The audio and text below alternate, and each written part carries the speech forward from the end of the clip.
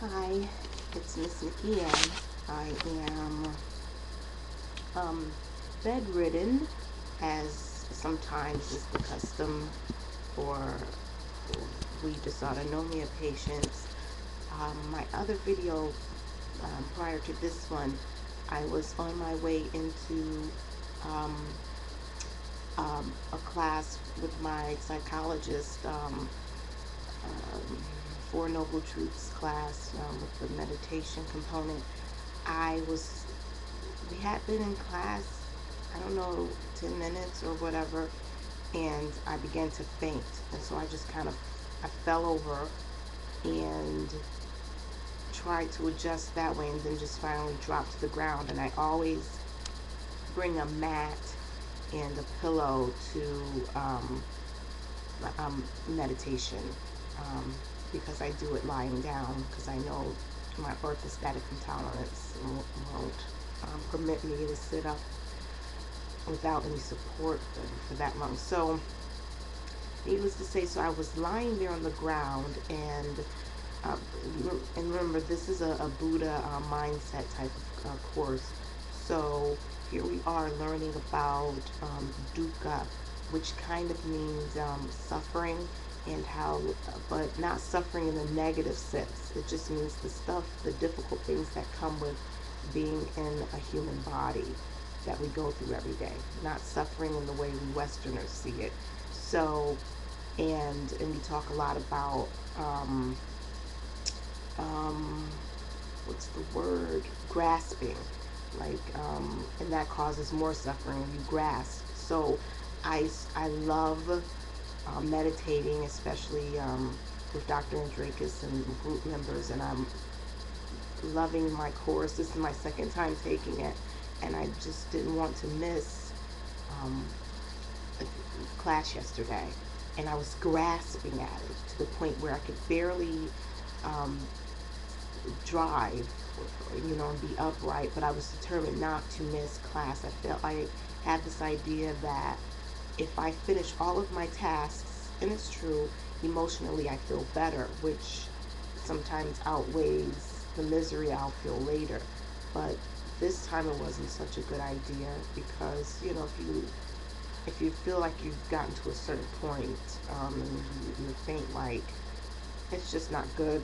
And then I know I never worry about driving, because I get symptoms that tell me I'm going to faint. So I never worry about that. I'm not an instantaneous fainter.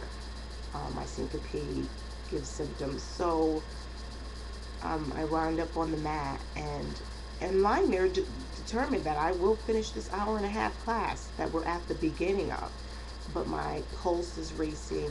I could feel that my pressure had dropped. I don't even use my monitor anymore, because I just know what is happening. And I used to even travel with it, but now I'm like, it's been 2 years, and I know. And I'm just lying there, and then he said something about what the Buddha believed, and it matched with what I was struggling with. So I quietly picked up my phone and called Mom, and I said, I'm on the floor, and it's not meditation time, and I'm stuck on this floor, and I know I can't sit up, and I can't drive home. Could you come? And it's like a 25-minute drive, so I'm like, could you come and get me? And so that would mean that my dad would have to drive her so that she could drive my car back home, and then my son was with them, and she'd have to, you don't want to inconvenience anyone. But that doesn't make sense when you're that sick. You wouldn't mind someone else inconveniencing you, or you wouldn't even see it that way if they needed help. And so she did come for me, and I was not able to be upright. They had to get the wheelchair at the doctor's office to wheel me to my car, and so forth. So here I am, and so I watched oh my goodness, it just went blank. Oh my gosh. Dysautonomia MD's video about intravenous fluids. And I know that that would be a big help for me, in that having to get some wouldn't be a fail. And so I'm going to call my rheumatologist today, and she usually puts the order in for me. And what's great about Connecticut is that they have, at the hospital I go to, they where the majority of my doctors are, my specialists, they have a day hospital where, if you need things, your doctor just can put the order in. You'll go to the day hospital where you get the best care, and they have your lunch, and you've got your personal TV in your room, and um, so I can just have her call the order in, and they'll book me. And the day hospital's open from like 8 to 3, and people get intravenous iron there, all sorts of things, if they're not doing it with their hematologist, which is on the other side of the cancer center, because I do my iron there at the cancer center.